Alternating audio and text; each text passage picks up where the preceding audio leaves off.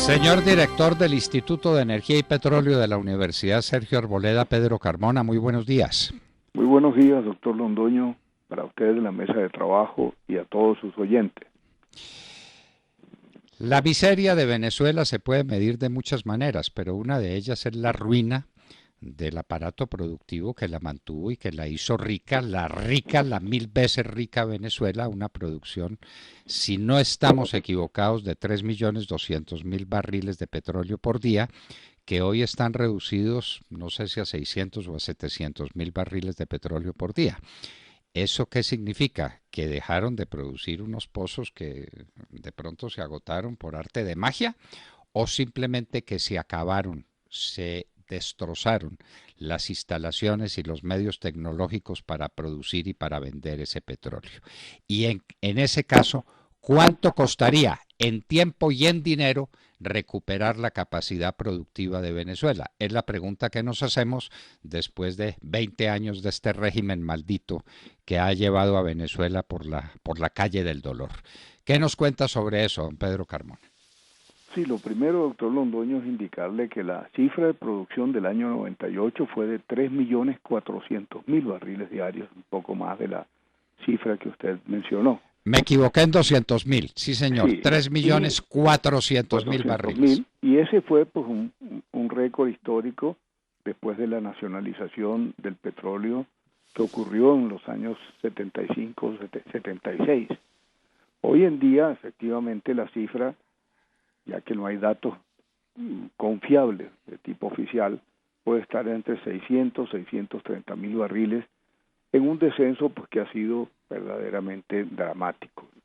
La destrucción, como usted lo indica, del aparato productivo privado por un lado, pero también de la gallina de los huevos de oro, de Petróleos de Venezuela, la empresa que fue realmente una de las primeras en importancia en el mundo, ya inclusive en manos del Estado, pero con un manejo meritocrático fue transformada en una empresa politizada, en una empresa, y eso generó pues varias crisis también, la expulsión de más de 20.000 de sus principales recursos humanos formados en la experiencia del manejo de la industria y en las mejores universidades del mundo, pues fue convertida en lo que es hoy una empresa en bancarrota, una empresa quebrada, con todas sus instalaciones con una falta absoluta de mantenimiento y de inversión, ya que, como se sabe, el problema de Venezuela no es de reservas, son las mayores reservas de petróleos pesados del mundo,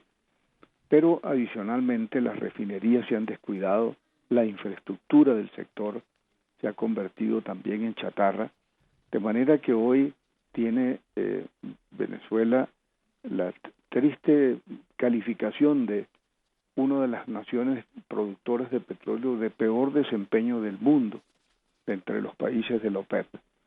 Así que las joyas de la corona, PDVSA, pues está convertida lamentablemente en una empresa en una situación totalmente crítica y disminuida en su capacidad de producción y de refinación.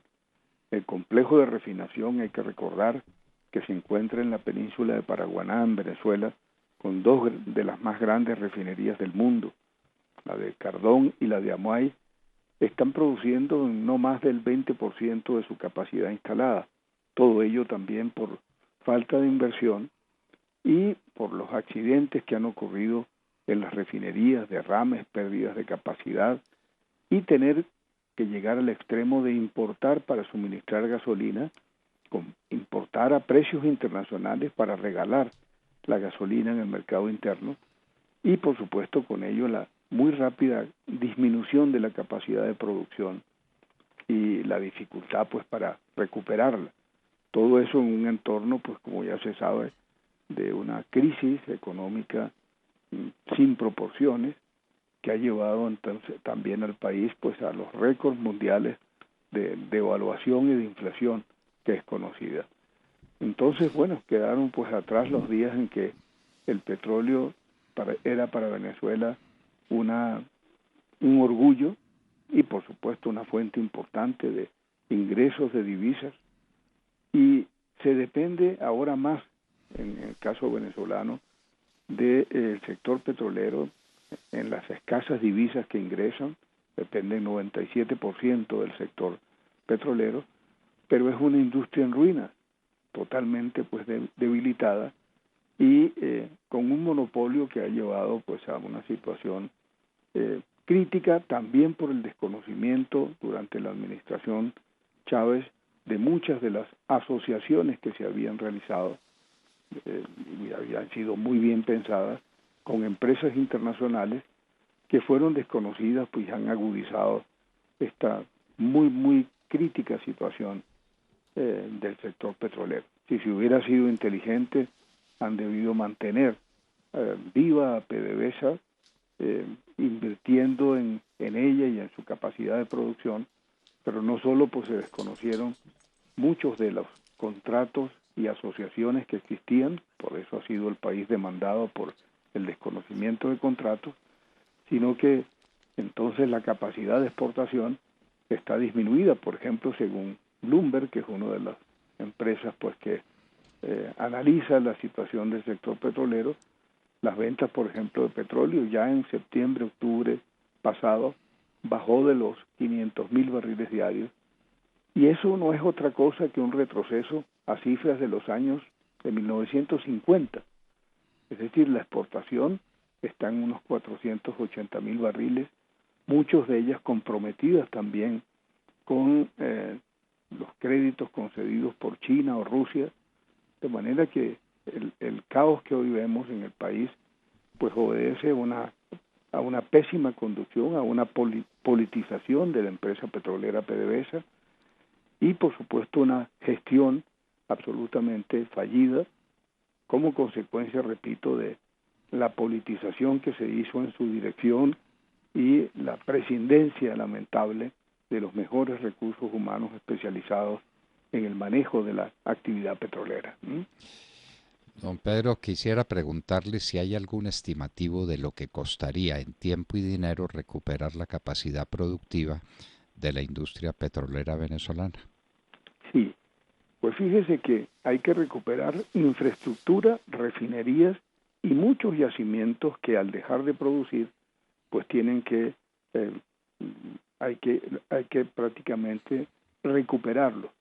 Algunas cifras dicen que puede haber necesidad de entre 10 y 15 mil millones de dólares para comenzar a recuperar. Por ejemplo, las refinerías han sido canibalizadas y el lago de Maracaibo, por ejemplo, está convertido en un lago contaminado y de chatarra. Pero yo estimo que de todas maneras no es solo recuperar esta capacidad, con 15 mil millones de dólares pues puede recuperarse mucho de ello, pero hay yacimientos que no podrán producir de inmediato, no es abrir una llave, hay que reinvertir una cantidad muy grande de recuperación, repito, en yacimientos que están muchos de ellos bloqueados, o por supuesto en la infraestructura de transporte que está también pues claramente deteriorada. Entonces 10 o 15 mil millones de un total de quizás 70 mil millones de dólares que algunas personas estiman que se requieren en el país con un cambio de modelo para recuperar capacidad productiva privada. Pero lo otro, doctor Londoño, es lo siguiente: Petróleos de Venezuela, para algunos, esa que fue la segunda empresa energética del mundo, no es recuperable bajo el esquema convencional. Se requeriría replantear el esquema de organización del sector petrolero en Venezuela, buscar asociaciones entre el Estado y empresas privadas internacionales y replantear el esquema. PDVSA claramente no es recuperable. Citgo también, que es su filial en los Estados Unidos, que tiene pues una situación también precaria, que se ha salvado gracias pues a las decisiones tomadas por el gobierno de los Estados Unidos de replantear su administración y de evitar pues el colapso también de Citgo, una empresa tan importante, filial de Petróleos de Venezuela, que tiene pues más de 10,000 estaciones de servicio, 3 refinerías de 8 que tenía y muchos poliductos es también una joya de la corona que hay que tratar de salvar como un activo importante, como un patrimonio también nacional que hay que tratar pues de preservar y rescatar. Y por el otro lado veíamos con horror hace unos cuantos meses que la presa del Guri, me parece que es la más grande de América, apenas comparable con Foz de Iguazú. No sé cómo estarán, yo conocía Foz de Iguazú, no conocía el Guri. eh, Estaba en ruinas y que de todas las turbinas productoras de energía tenía una en servicio. ¿Cómo ha seguido el Guri? El Guri tiene mantenimiento, el Guri se puede salvar. ¿Cuánto hay que invertir en el Guri para que Venezuela no caiga en las tinieblas absolutas?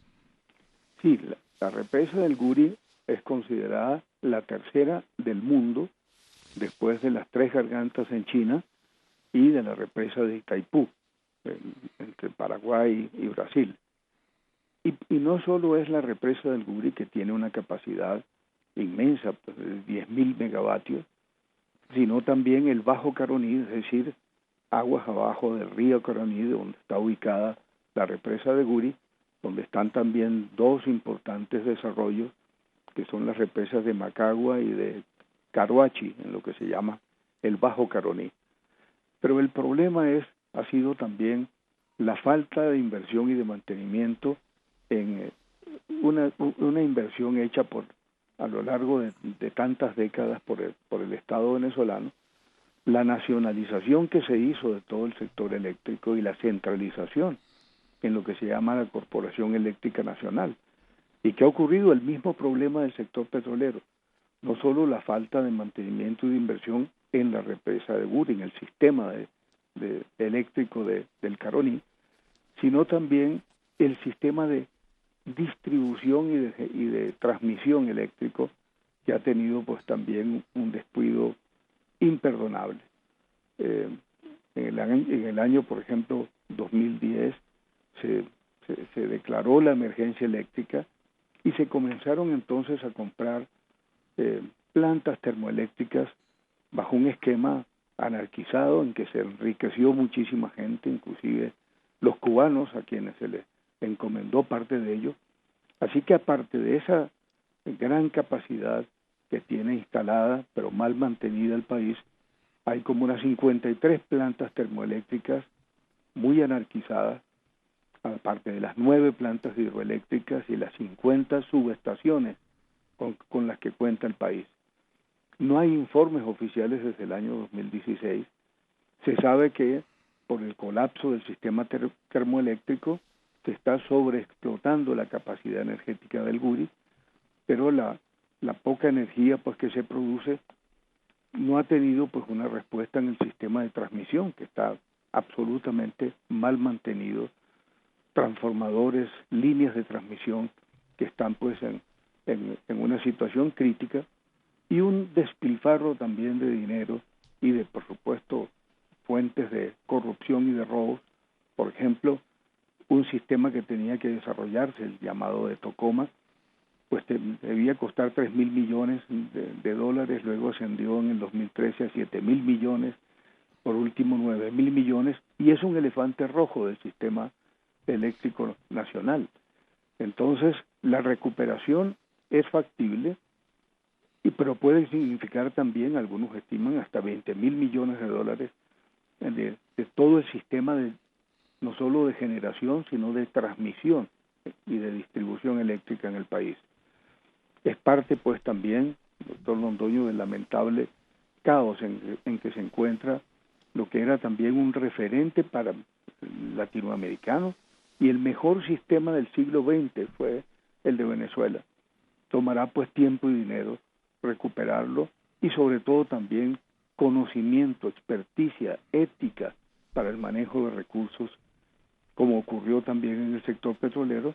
Es la única manera de resolver esos dramáticos problemas. ¡Qué horror! Y de esto se habla tan poco, se dice tan poco y se explica tan poco. Lo que valdría en tiempo y en dinero recuperar la producción petrolera de Venezuela, que llegó a ser de 3.400.000 barriles día y que está en 500 o 600, nadie lo sabe, obviamente con destino a la baja, y en poco tiempo pues no habrá petróleo ni con qué mantener el consumo interno del país, donde se regala la gasolina y obviamente se roban la gasolina y obviamente la gasolina toma camino hacia Colombia o camino hacia otros países de las Antillas. Y el proyecto o la central hidroeléctrica del Guri, la más importante de América, convertida en, como diría el poeta nuestro, tiras de piel, cadáveres de cosas. Ese es el resultado del socialismo del siglo XXI. Ese es el resultado de la corrupción y de la ineficiencia. Claro que pueden ser términos sinónimos, porque si hubiera eficiencia, costaría mucho trabajo que hubiera al mismo tiempo corrupción. De modo que es ineficiencia y corrupción combinadas lo que ha destruido a Venezuela, el país más rico de América, convertido hoy en un país que expulsa por centenares de miles de personas cada mes o cada cierto tiempo, para que tengamos en Colombia cerca de 2 millones de venezolanos, unos excelentes, otros buenos, otros regulares y otros malos, como tiene que suceder en una reunión tan poco organizada como esta, de intereses distintos y de angustias diferentes. La angustia de los venezolanos por conseguir un plato de comida, como lo dijimos en la hora de la verdad hace tanto tiempo. Destruida la nación más rica de América por estos bárbaros. La llegada de los bárbaros, de los que hablaba Guy Sorman en alguno de sus libros memorables, pues aquí llegaron los bárbaros y se comieron el sistema político, productivo de Venezuela, para convertirla en lo que la han convertido. Don Pedro Carmona, cuánto agradecemos su presencia en la hora de la verdad, y que Dios tenga piedad de Venezuela y de nosotros, que somos los primeros las primeras víctimas de este éxodo de Venezuela y de esta miseria de Venezuela. El empobrecimiento de Venezuela no nos es ajeno, es parte de nuestra dura, de nuestra cruda realidad. Muchísimas gracias, don Pedro. Encantado. El estado vecino, el estado Zulia, sufriendo pues de falta de gasolina, de no, falta de electricidad. Qué horror. Eso parecería como un mal chiste, ¿no es cierto? Que lo hubieran dicho hace 20 años, el estado del Zulia, uno de los estados pues más ricos del mundo, era en su momento. Y Maracaibo, una ciudad espléndida como la conocía, ya pronuncié algunas conferencias en materia bancaria.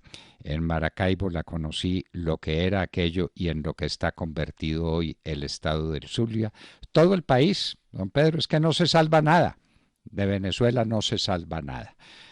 Qué horror, por Dios, qué horror. Un crimen, ese sí es un crimen de lesa humanidad. Destruir un país entero, robarse a un país entero, es lo que ha hecho el famoso socialismo del siglo XXI con la hermana, con la querida, con la fraterna Venezuela. Don Pedro Carmona, estrecho abrazo. Doctor Landaño, un abrazo.